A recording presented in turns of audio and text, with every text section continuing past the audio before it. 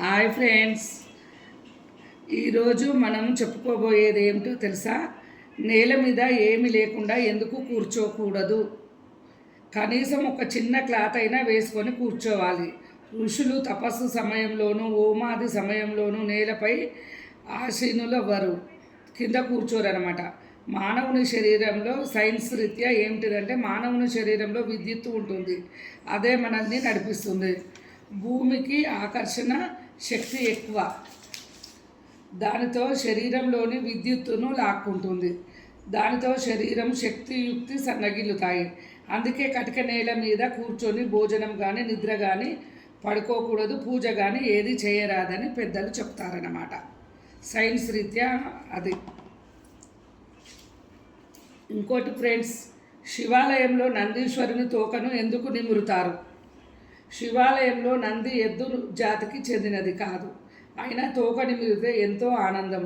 అలా నిమిరినప్పుడు నందీశ్వరుడు పరమానంద భరితుడై పరమేశ్వరుని నీ భక్తుడు నీ దర్శనానికి వచ్చాడని చెప్తాడనమాట.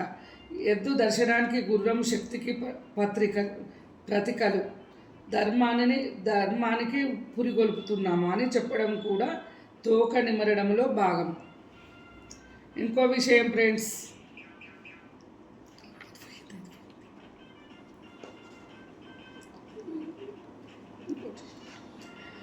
పిల్లలకు చెవులు ఎందుకు గుట్టిస్తారో తెలుసా?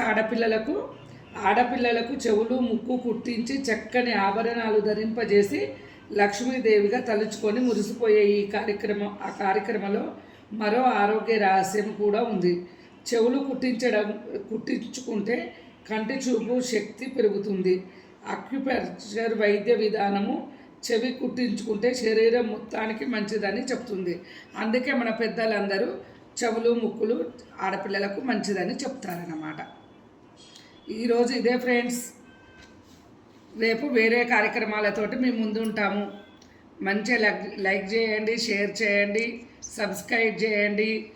ఇవన్నీ అయిపోయినాక మంచి విజయం వచ్చినాక మీ ముందుకు మా టీం అంతా వస్తాము. మమ్మల్ని ఆశీర్వదించండి.